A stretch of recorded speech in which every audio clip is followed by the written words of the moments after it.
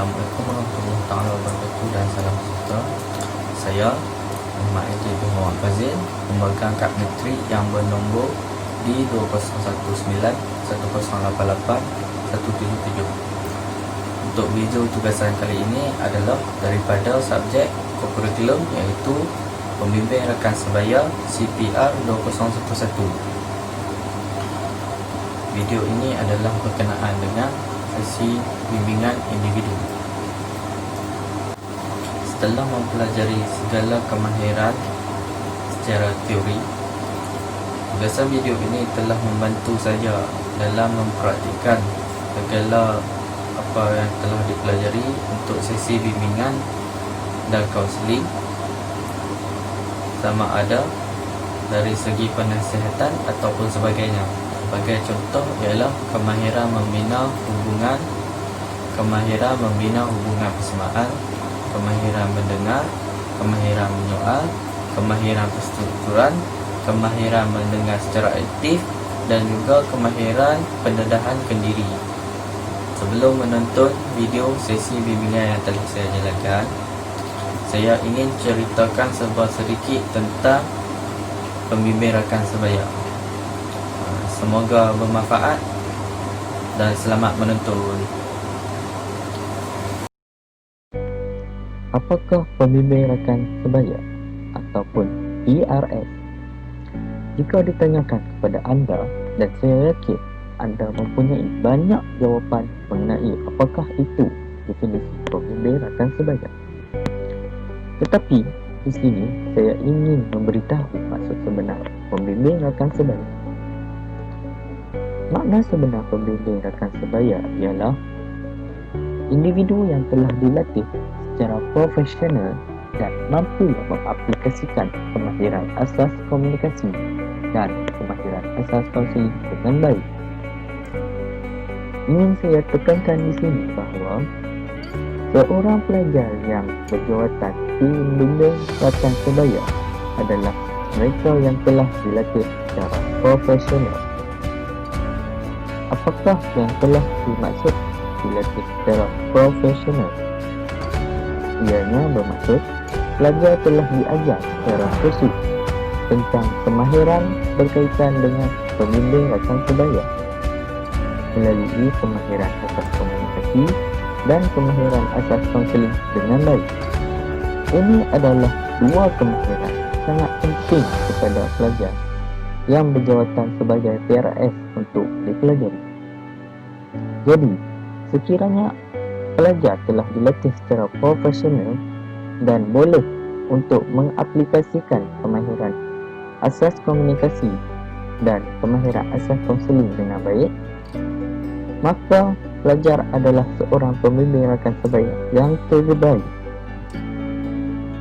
Selain itu, pelajar yang berjawatan sebagai pembimbing rakan sebaya juga berfungsi sebagai seorang rakan yang berkesan kepada rakan sebaya yang lain, terutamanya kepada mereka yang sangat memerlukan khidmat bantu secara segera ataupun awal. Maksudnya ialah apabila pelajar berada di sekolah,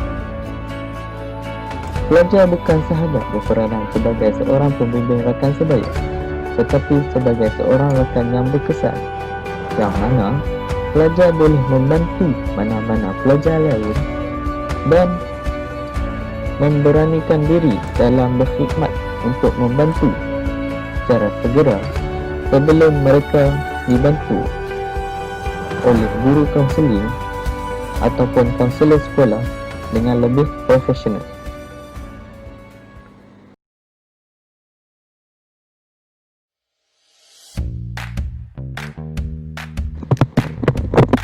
Fungsi dan peranan pembimbing rakan sebaya. Di sini saya akan nyatakan 4 fungsi. Yang pertama ialah rakan yang berkesan dan sumber tidak formal untuk rakan sebaya mencurahkan perasaan mereka, iaitu telah menjadi sahabat baik, pembantu pelajar, teacher sebaya, mentor sebaya dan lain-lain. Melalui rakan yang besar ini, ia akan memberikan kesan dalam bentuk pendidikan, perasaan dan sebagainya. Yang kedua adalah membantu kepada kaunselor untuk mengenal pasti masalah supaya program pencegahan boleh dilaksanakan. PRS adalah membantu kepada kaunselor sekolah dalam mengenal pasti pelajar-pelajar yang mempunyai masalah-masalah yang tak dapat diselesaikan secara sendiri. Yang ketiga adalah mengumpulkan maklumat tentang keperluan semasa pelajar serta menyebarkannya. Pembimbing rakan sebaya mengumpulkan maklumat daripada berbagai sumber, antaranya adalah poster, majalah dan juga kaunselor, dan menyebarkan kepada pelajar lain supaya dapat menyelesaikan masalah mereka dan menenangkan jiwa mereka. Yang keempat adalah penggerak kepada projek membantu yang dipilih dan dipersetujui oleh pihak sekolah. Pembimbing rakan sebaya menjadi kepada penggerak kepada program-program, antaranya adalah program anti dadah, program kempen jangan merokok dan sebagainya, supaya dapat memberi kesedaran kepada pelajar. Ini adalah etika pembimbing rakan sebaya. Etika adalah membawa maksud ilmu berkaitan prinsip akhlak atau moral yang menjadi pegangan seorang individu atau sesuatu kumpulan. Ia juga melibatkan tanggungjawab dan akibat tingkah laku seseorang atau profesion terhadap masyarakat. Di sini saya sediakan 6 etika yang perlu ada oleh pembimbing rakan sebaya. Yang pertama adalah amanah dan serta rahsia. Yang kedua adalah terima dan hormat orang lain. Yang ketiga adalah tahu batas dan keupayaan diri. Yang keempat, tingkatkan diri di pelbagai aspek. Yang kelima, patuhi peraturan sekolah, norma, masyarakat dan agama. Yang terakhir adalah merujuk kes klinik atau bahaya kepada kaunselor. Tanpa etika-etika ini, pelajar tidak akan menjadi pembimbing rakan yang baik dan akan tidak disenangi oleh pelajar kerana tidak mempunyai etika.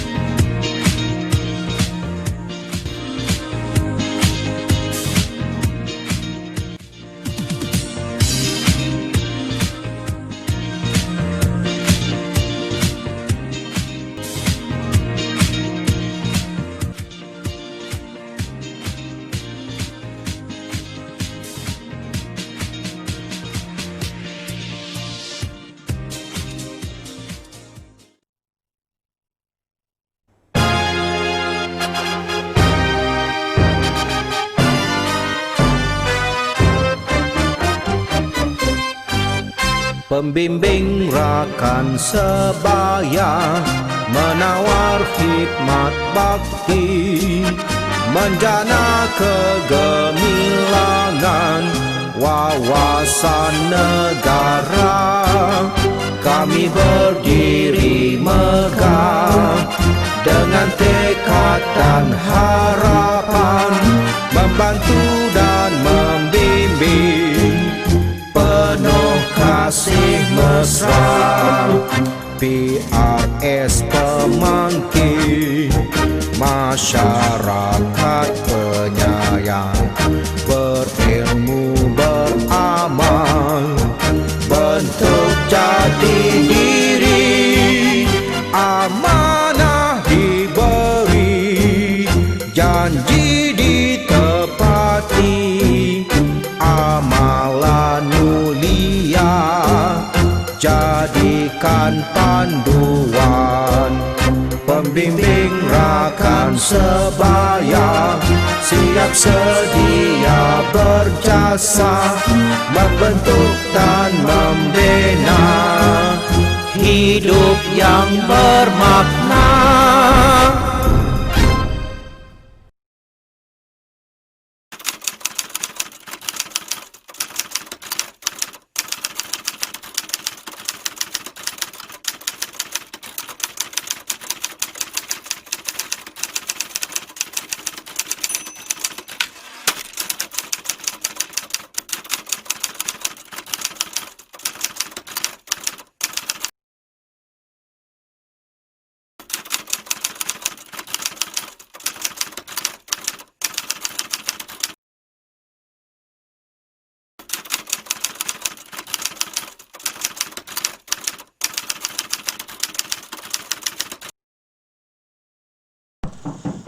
Assalamualaikum. Salam. Dah masuk. Boleh duduk. Assalamualaikum. Selamat datang ke sesi konseling kita pada hari ini. Boleh saya tahu nama saudari? Nama saya sebenarnya Diki Mufadi. Saya boleh panggil dengan panggilan apa ya? Adik Su. Adik Su. Oh, Adik Su. Oh, Adik Su dari mana tadi? Baru balik pada asrama. Oh, baru balik daripada asrama. Ya, baru balik. Dah berapa lama tak balik ke rumah? Dah sebulan. Dah sebulan. Oh, Adik Su asal daripada mana? Hitam Kedah. Kereta. Oh, saya pun pernah ke sana. Tapi semasa musim perayaan sajalah pergi ziarah ibu saudara, bapa saudara yang tinggal di sana. Adik Su ada berapa adik-beradik? Ada 7 adik-beradik. 7. Oh, berapa lelaki, berapa perempuan? 5 lelaki, 2 perempuan. Oh, kalau tak keberatan boleh Adik Su cerita serba sedikit mengenai keluarga Adik Su? Boleh. Mak saya kerja sebagai jurawat, adik saya pula kerja sendiri. Saya ada 2 orang kakak, 2 orang adik dengan 2 orang abang. Kakak saya seorang tu yang sulung, dia dah kahwin. Kakak saya seorang lagi tu dia masih belajar.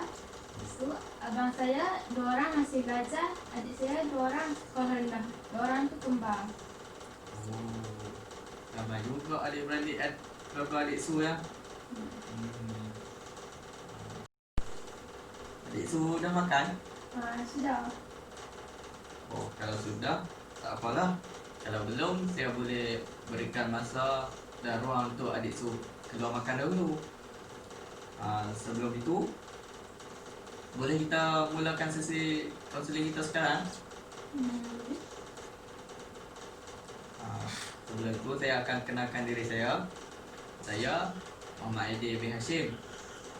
Adik Su boleh panggil saya Aidil. Okey. Sebelum kita mulakan sesi pada kali ini, saya akan terangkan serba sedikit apa itu kaunseling. Kaunseling secara ringkasnya adalah pertemuan secara bersemuka di antara Adik Su sebagai klien dan juga saya Aidil sebagai kaunselor Adik Su untuk Adik Su membincangkan masalah yang ingin Adik Su kongsikan pada saya pada hari ini. Dan dalam sesi kaunseling pada kali ini, Adik Su bebas untuk bercerita apa saja yang ingin Adik Su kongsikan dan Adik Su ingin ceritakan. Kerana apa yang Adik Su kongsikan pada hari ini kepada saya dalam sesi ini akan dijadikan sebagai satu kerahsiaan di mata termaktub di bawah akta kerajaan.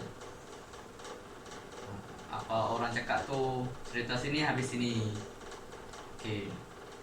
Jika ada apa-apa yang berlaku, saya akan rujuk masalah Adik Su kepada pihak yang lebih bertanggungjawab. Okey. Sebelum itu,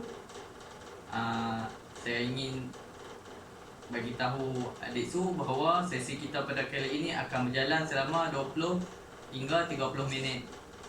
Jelas? Jelas. Okey.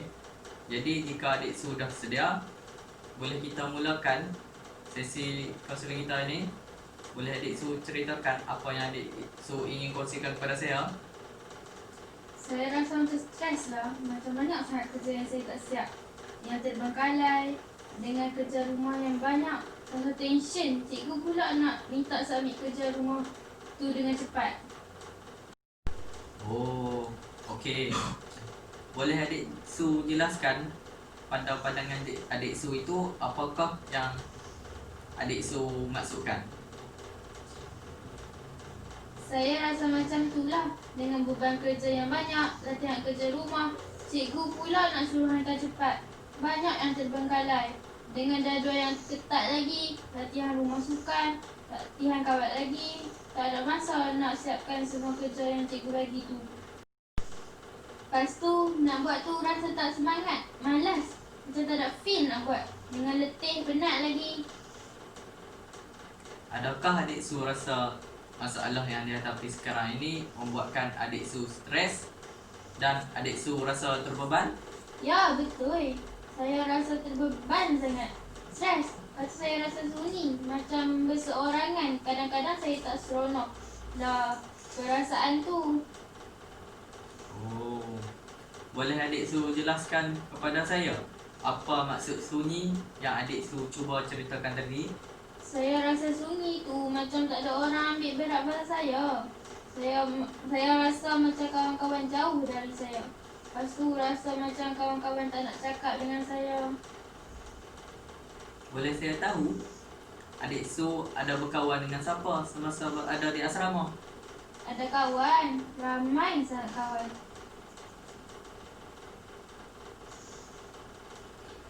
Adakah mereka baik dengan adik Su?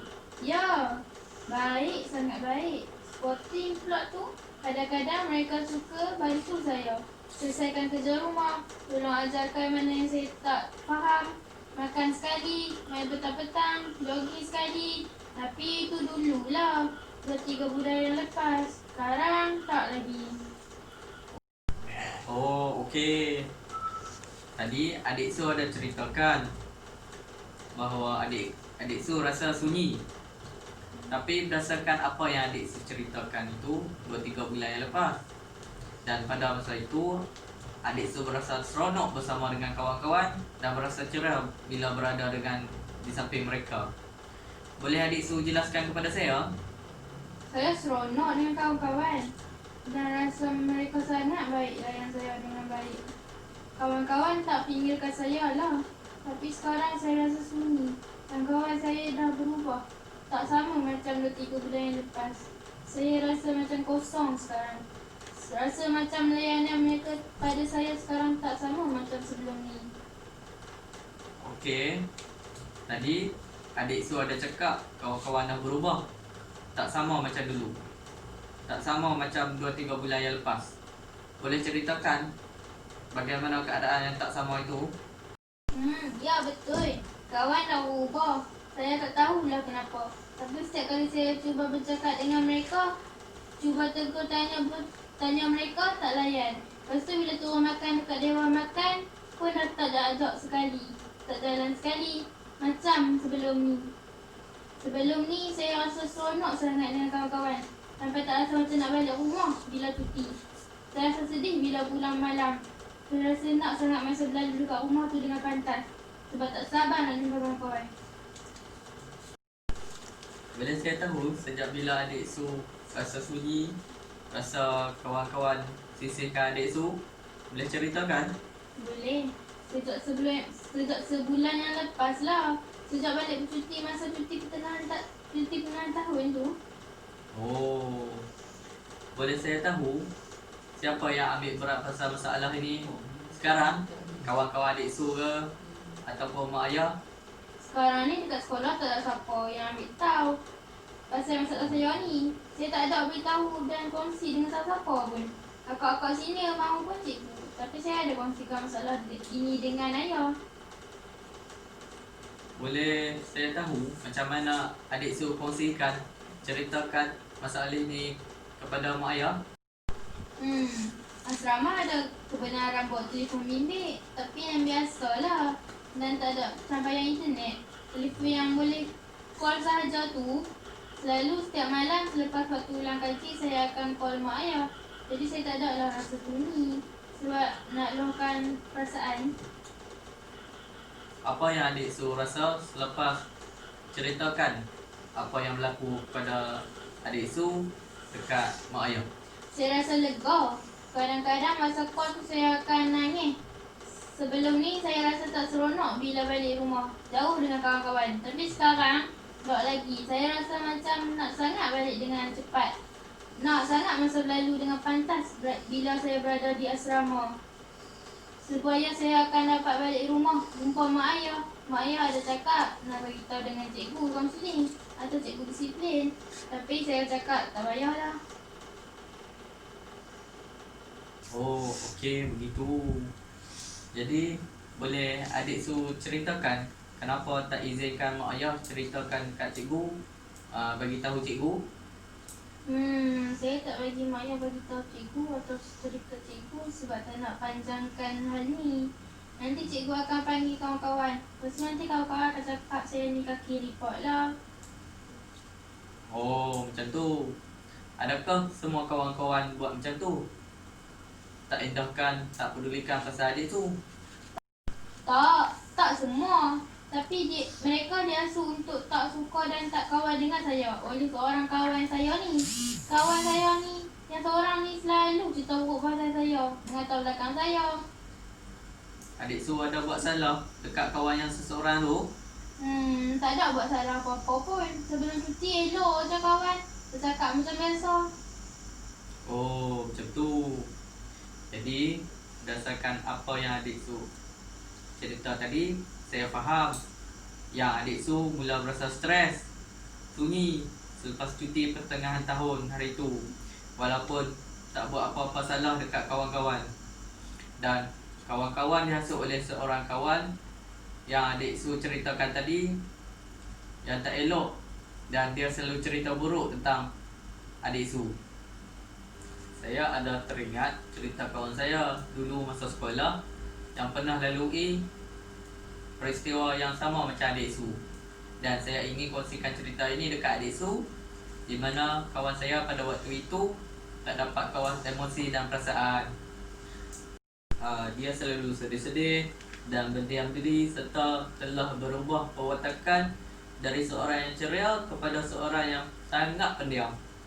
Tapi setelah dia bercerita kepada saya dan berkongsi masalah kepada saya telah mencadangkan untuk dia bercerita kepada guru kaunseling supaya boleh berbincang masalahnya dengan kawan-kawan. Dia pun menerima cadangan saya, lalu telah menceritakan masalahnya kepada guru kaunseling. Setelah dia ceritakan kepada guru kaunseling telah memanggil kawan saya dan juga kawan-kawannya yang tak cakap dengan dia,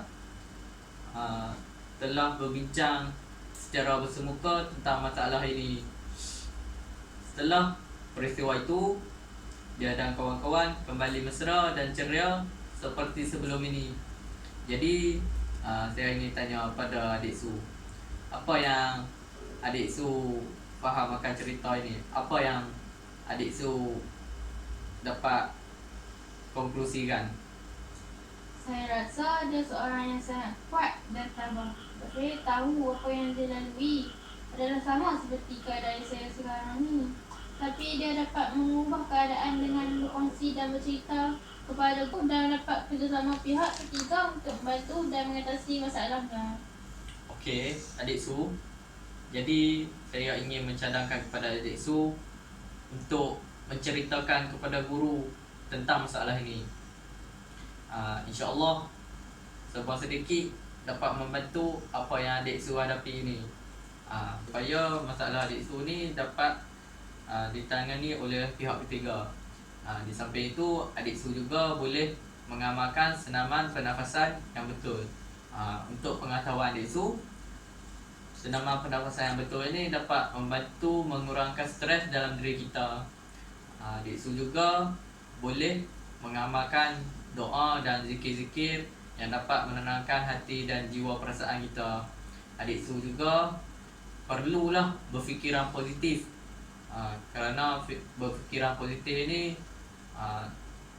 dapat mengurangkan tekanan dan sakit hati adik su dekat kawan adik su tu.